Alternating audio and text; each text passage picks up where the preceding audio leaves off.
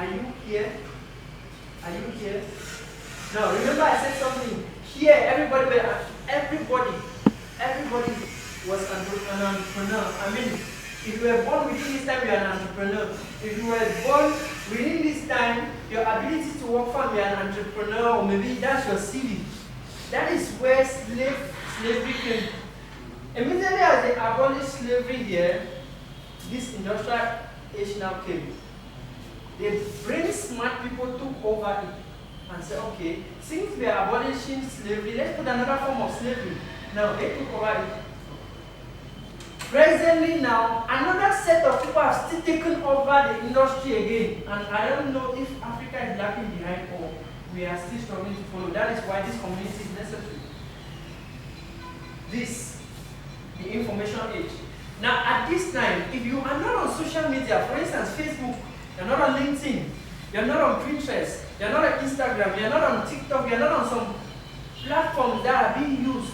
The world now is a village. Anybody can access you. I've gotten to work with over 15 countries. How? Virtually. I've never met the people. They pay me. I don't meet you. South Africa, various places. What did they do? Some people just went to my profile, read every information, said I did it.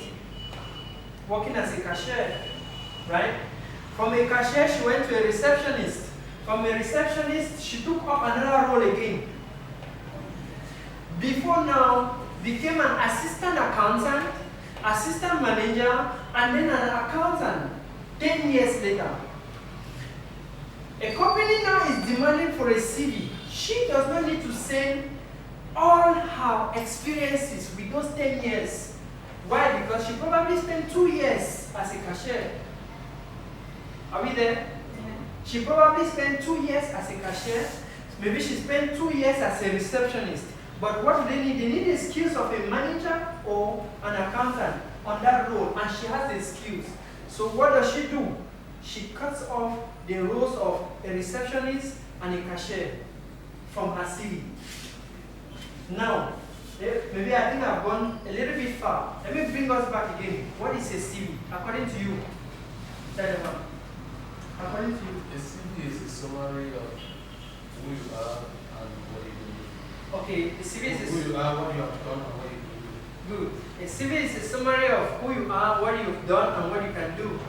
Yes, sir. Can you shift a little? Yes, thank you. Yeah.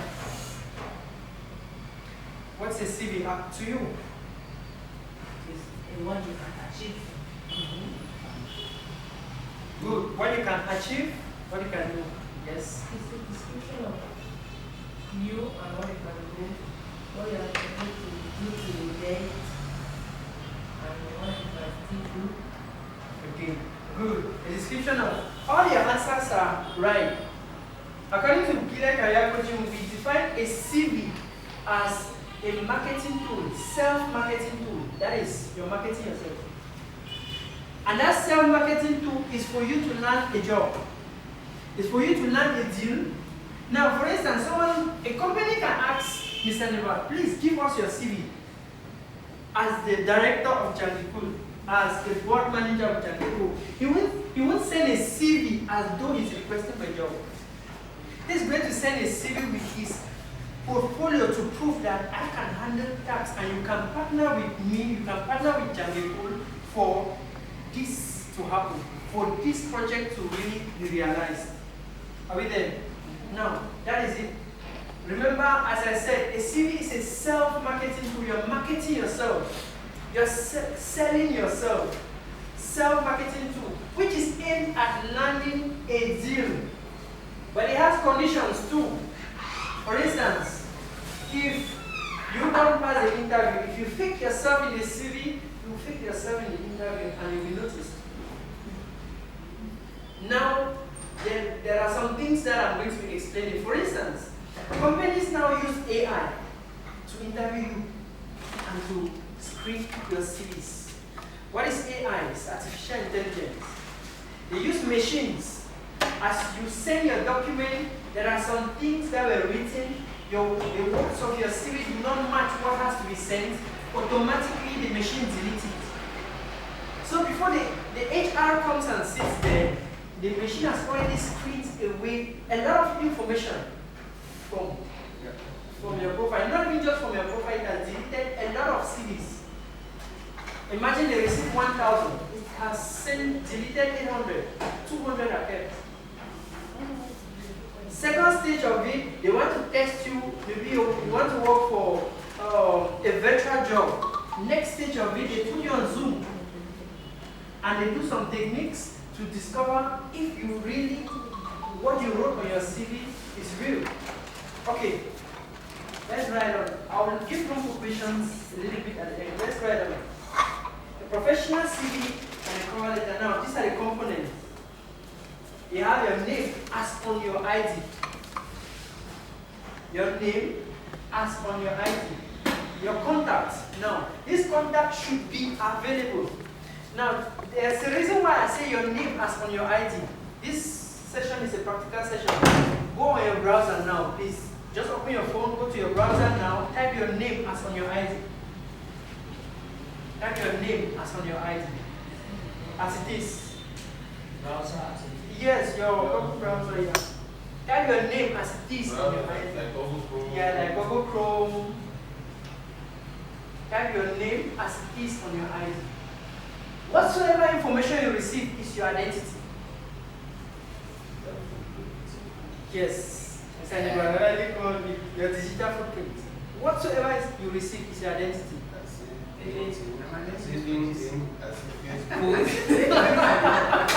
What did you say? They are given my result. Yes, all your results are there. Most of your informations are online. Our higher institutions are loading every information now online.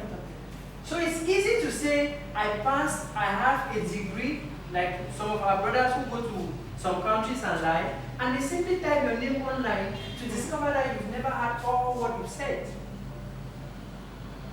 Now, that's your digital footprint.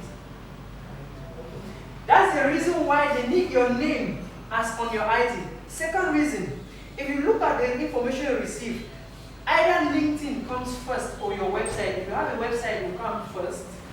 If you're on LinkedIn, you know it's. You said never place your own. No, first, my own is LinkedIn. Yes. Whose one next is LinkedIn? Mine is Facebook. Yours is Facebook. Whose one next? This one. Okay, good. Now, that's your digital footprint. That's the reason why you put your name as on your ID, on your CV. Most people interchange their names. Now, this is how it helps. On Facebook, your name, if it's well spelled and well directed as on your ID, every information about you appears, certificates, everything. Now, maybe you can give another try, rotate your name the way you want to, and then you see another person's information on top. Who is not you? And that person's contact will be available online too. Are we there? Yes. So next part of it on your CV is you need to put your contacts. That is a contact that is available. Now, these are some of the challenges I've been facing when I'm working with people. Someone is in Douala. He just landed from Dubai. He has been in Cameroon for 3 months. And he's doing a CV and he puts his Dubai number in it. If they call directly, it won't go. Now, at this point, you might lose an opportunity. So you put 1 to 2 contacts that are available. Contacts which are available. The next part of it is email. I believe everyone here has an email. Okay. Like in the social media, I don't use my real name. I use the Crisco phone. If you go online, like want to search for my real name, you will not see. Because I'm Facebook calling to get my result. Okay, let me come. We are going to address that at the end. Okay, now emails. Now there is something which you should have noticed. I think I've been studying on this for months. Mr. If I have an email, another person has the same name as me. The first day I create my email, they give me multiple options of emails to use.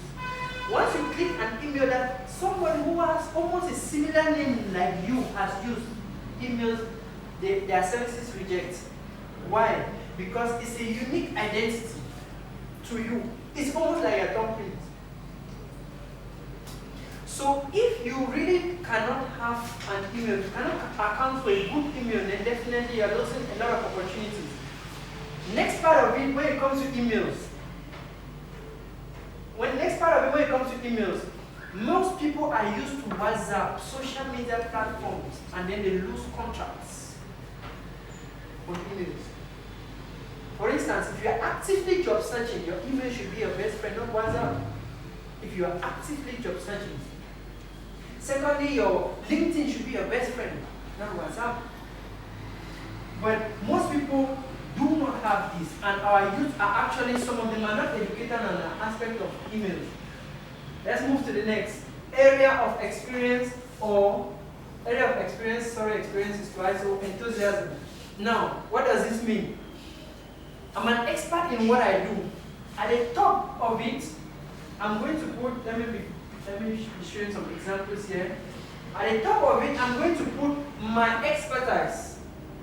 Now, look at this. It's a little bit blurred. This is name, this contact, this email, my location. This is my address. As simple as it is. The next part of it is area of expertise. Why do you put this here? The employer gets to notice, immediately as he opens it, he notices that, no, this person is fit for this. Why did he say he's an expert? He has 9 years plus of experience, handling over 400 million of finances. The person whose CV is here, within this CV, and currently they are doing a background check on him to work at the US Embassy in Yaoundé. Now, where is he living from? He's living from Ndangoh. Out of 15 shortlisted people, I prepared him equally for the interview. This kind of information. But now look at it. This. If he was applying for, maybe say, as an accountant, and he put here expert manager, it's going to be rejected. We don't need a manager, we need an accountant. Or maybe you have another skill in marketing, expert marketer. You put it there, they turn it down. If they don't want to stress, they know that many people are going to receive it. What do? They put their systems, their artificial intelligence, or maybe applications, and the applications automatically delete the information. As your CV comes, it deletes. It comes, it deletes. Okay, now, as we continue, I'll equally explain something. Right from emails, like some of us who send an email like apology letter. Very long, no. More than a certain number of words companies delete. 150, you are writing an email with 300 words. Companies delete. Okay, let's go back. Okay. Next part of it is skills. Skills. We have soft and technical skills. No, check. It's supposed to be on. People are asking for a link. Or is Just it, the mouse. is it shared in a group, in a live group? The link is here. Start it. Just click start. Just click start it then. Yes. This you record if possible. Anyhow, just Record on the Zoom. They have mute them like. don't mute the mic. Then open the details. You open the video. Okay.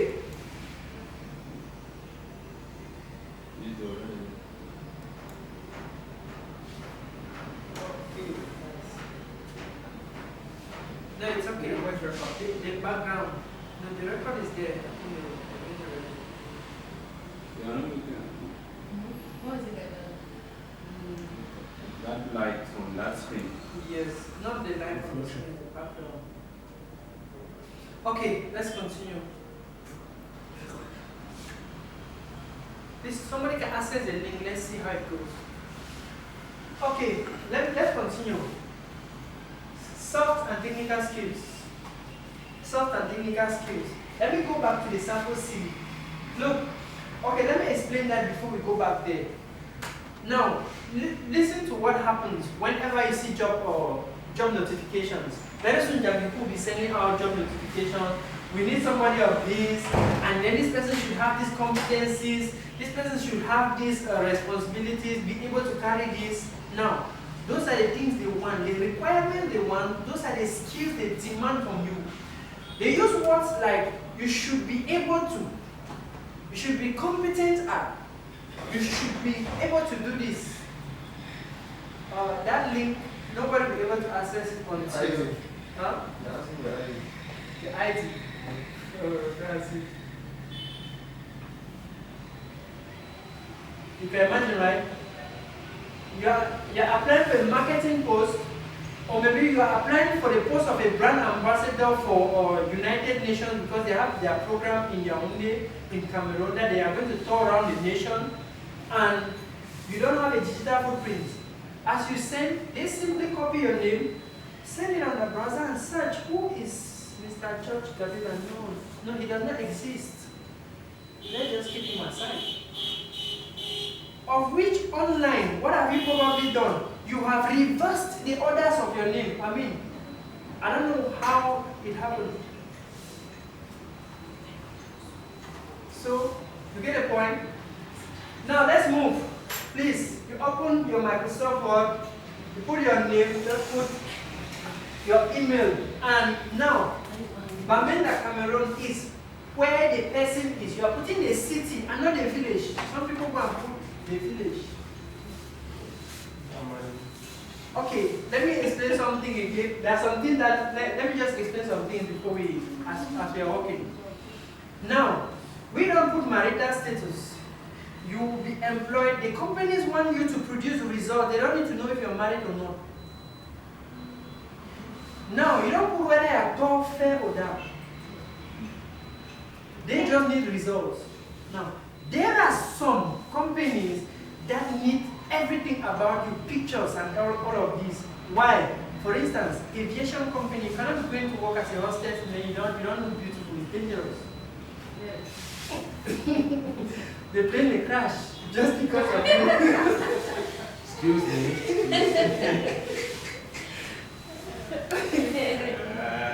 You get the point, right? Yes. So there are some of these things, very, very practical. You don't put your village, you don't say I am dark, you don't say I am fair, you don't say I am tall, blonde, and all of this. No. For some, you cannot be applying as a marketer, and that's what you're putting. It is invalid. Practically invalid. Now, why is it invalid? The United Nations, according to Sustainable Development Goal, there is a section of it, one of the Sustainable Development Goals, which talks about what? Diversity and inclusion. Are we there? Now, everybody, even the lame, so far as this person is lame and can produce results, right? They get him or her involved. Are we there?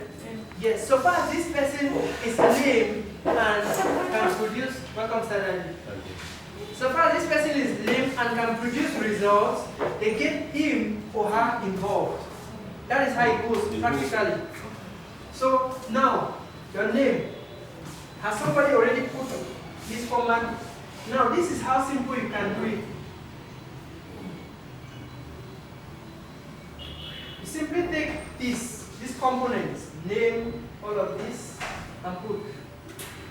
I intended it to be practical because you'll be typing your name as it is immediately, your contact, your email, area of experience, or enthusiasm. Now, the word enthusiasm here is for somebody who just left school and is going back to the field to go and get voluntary experience. Expertise is someone who has 10 years of experience. The person can boast of actually results. So somebody is specialist below 10 years. So this person just has information, has results equally, but is specialized in marketing and all of this. So there's volunteering and all of that. So someone who wants to volunteer focuses on enthusiasm. You You just have a passion in it, so you want to continue with it. So you choose now for yourself. Are you an expert or you're a specialist? Good. Skills. If you have difficulties, you just name your area of expertise, and then we brainstorm on that. If you have difficulties, you say I'm dealing with finance, management, personal assistant, right? PA. There are also skills in that. Just these practical skills. There are soft skills and there are technical skills. Okay. Make your CV look as good as you.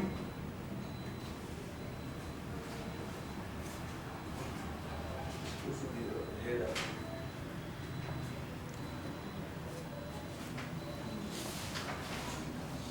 Never reach your CV. They may never read your CV, but call you directly from your cover letter. So you may find it difficult building everything, but if you know a lot of yourself and your competencies and the results you can produce, you can come up with this. Forget about this. This is a sum total of you. Like when we are done with the CV, that's when you come up. Now at the top, yeah, that's nice. At the top, nothing like professional CV at the top. It should be your name. At the top, nothing like professional CV. It should just follow that format. Don't say anything CV and anything otherwise. It should just follow that format. Let me explain. Maybe I may not have time to explain that. Please. When you send a job or an application to an employer, right? He has to see your name on the document and not professional CV, not my CV, not CV. Are we there? Now, these are some of the reasons. When you send those documents, when you send a document, you may not be shortlisted now, but the person who was employed proved incompetent. They will need to call you back. How do they get to you? They just need to go to their database, type, and your name comes out, they call you. 3 months later, somebody may get diseased, and you're the next person to fill that position.